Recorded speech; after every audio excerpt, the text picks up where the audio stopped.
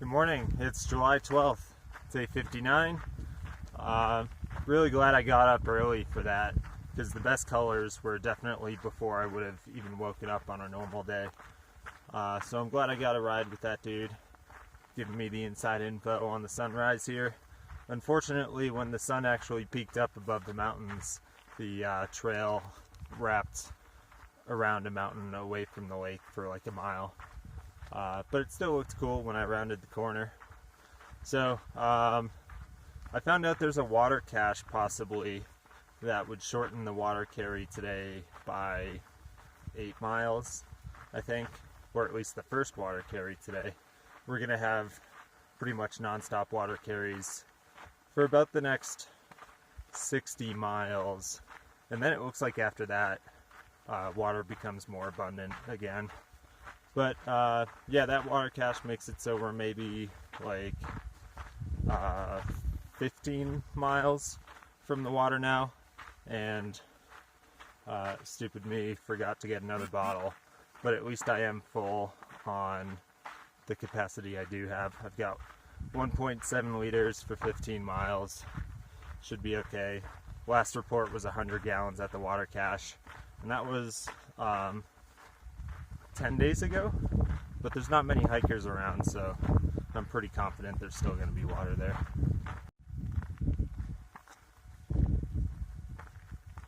Well, I took advantage of being in a national park.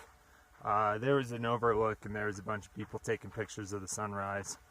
So I went over and asked if anyone had some extra water.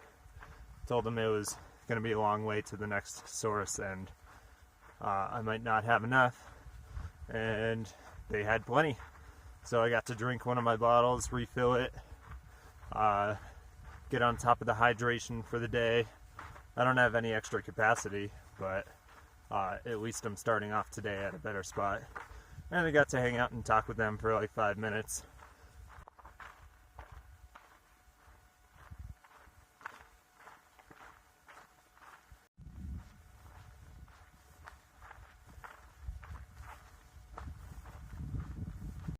I'm out here in only the latest in trail fashion. I've got the Snivy on top and the brand new, the Skanket. It's the skirt blanket combo, and it's actually pretty flattering too.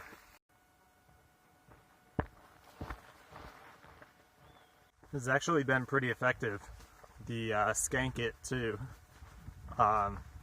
There hasn't been anything as bad as yesterday or the day before yet, but by normal standards, I've had some pretty bad mosquitoes this morning, and I haven't really gotten bit.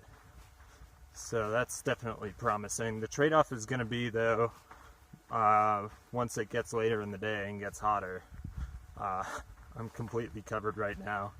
This is waterproof behind me, so it's going to collect a bunch of humidity in here, and I don't know about the blanket. It feels pretty light. I mean, it's not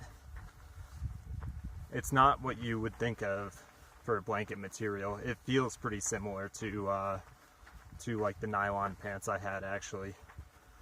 So it's not like a fuzzy blanket or anything like that. So I think the Skanket will probably be pretty fine once it's hotter.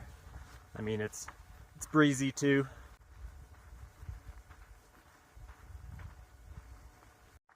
I look like that dude from that PlayStation game, Katamari Damacy. I'm in the middle of another epic mosquito swarm right now, but I'm not getting bitten at all, except when I record, I get bit on my hand once or twice. But yeah, this is working super well. I think that this is just gonna last until the end of peak mosquito season, though, because we're not in an area that should be especially buggy. We're just in a forest. Nothing special about it. Same with the first place we went through in Crater Lake. I mean, we were pretty far away from the lake, so I don't think that had an impact. I think Oregon just has awful mosquitoes, and most through hikers get here too late to realize it, because everyone always talks about the Sierra for mosquitoes, no one ever mentions Oregon. So at the park they were saying that, the person I asked was saying that the peak mosquito season was expected to be over 2 weeks ago, but it's still here. So they were saying it should be like any day now. The dragonflies should come out and take care of these mosquitoes, or at least bring the numbers down a little bit. So hopefully we don't have to deal with it for too much longer, but I've kind of given up hope that we're just in a bad area for mosquitoes and we'll hike out of it. I think this is more of a time of year thing than anything. On another note though, Burning Man keeps being brought up out here. First it was in Truckee, and then a random hiker that I was walking with for a little bit was talking a lot about it. And then most recently, the people I got a ride back to Mazama Village asked me if I had ever gone.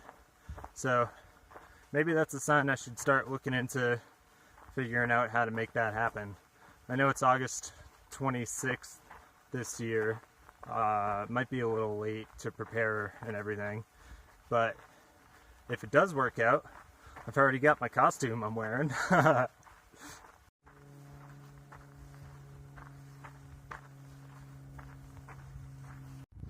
I obviously haven't learned my lesson. 2 beers left. I'm taking one of them. Oh yeah. Here's my 11 o'clock view today. So I've been thinking a lot about what's up ahead, and by that I mean the Timberline Lodge and how to get there in time for their dinner buffet.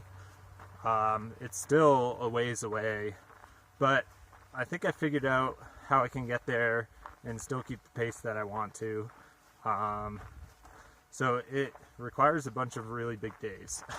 So probably at least 45 miles a day on average going into Big Lake Youth Camp.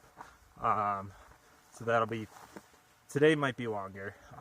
Today might be like 46 or something. And then 2 45s after that will get me there in the late afternoon. And then I should have enough time to repackage my food that I have sent there and head out, do another 13 miles or so. And then from there, I think it's like 82 miles to the Timberline Lodge. So I was thinking of front loading that, doing a really big day, maybe do a 50 or something like that, and that'll give me enough time to make it there for the 5:30 start of the buffet. It ends at 8, so if I get there any time before like 7 or maybe 6:30, then it'll be plenty of time for me to get my fill. But the earlier the better. So the Timberline Lodge is only 55 or something miles from the end of Oregon. So then I figure, well, if I've done that much to get to the Timberline Lodge, the buffet ends at 8, I can hike out another couple miles from there and then do another big day into Cascade Locks, the town directly on the border of Washington. And there's a Trail Angels place there that you can stay.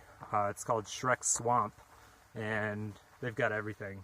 Outlet, showers, laundry, everything that I would want to start off the last state.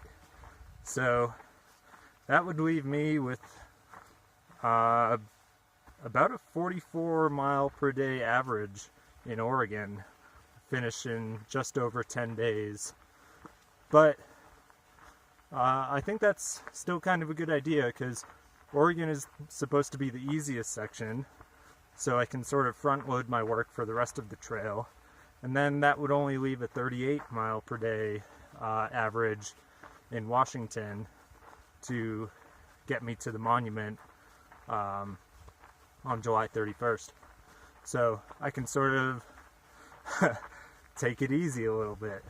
I mean, I know 38 miles per day might not sound like taking it easy, but it'll certainly feel like it, because that'll mean I'll probably still do the same mileage on my full hiking days, just because that's the way I like to do it. but then I can take longer in town and relax a bit more, have some time for town food or whatever. At least in Stehekin, the other places are kind of small, so that might not work out. But yeah, I was just thinking about that a lot today, and I figured I would put it in a video because I know that makes following along a little more fun if you know what the immediate goal is. So right now, I'm not even really thinking about Big Lake Youth Camp and their free meal because I'm probably not going to be there at the right time for it. I'm thinking about the buffet. Alright, even better than the beer. We got lots of water. I'm going to drink what's left of my bottle, maybe 0.6 liters, and then fill up a liter. It's 8 miles to a creek, so don't have to take much.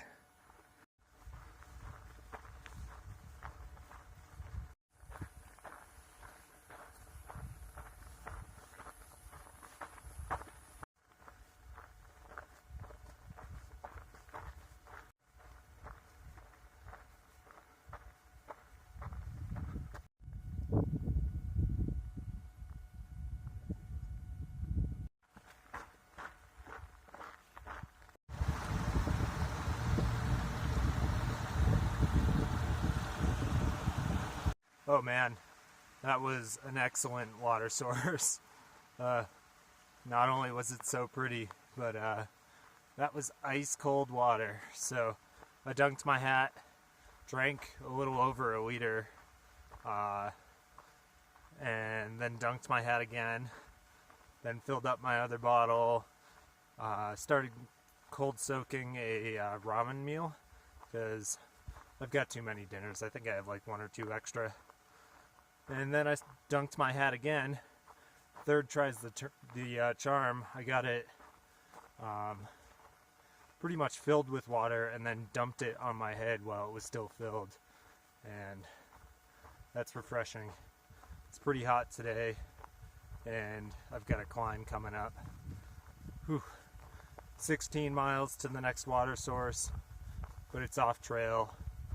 Gonna try and skip it if I can and go 22 miles to another water cache. Last report was 65 gallons left. The last one said 100 and there was still like, I don't know, 80 gallons or something. So I'm pretty confident that this one's gonna have water too.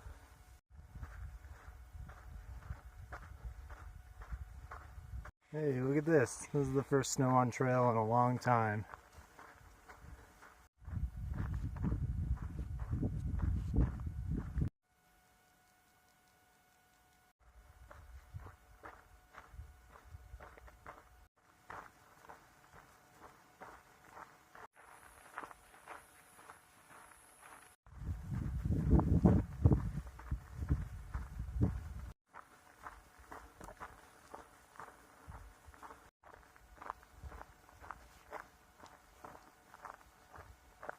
Alright, just past a southbounder. He said that dirt road with the cache, it's got tons of water at it still. And it's like 6 point something, maybe only 6 miles at this point away. So I'm going to go there and get my water and probably camp there too.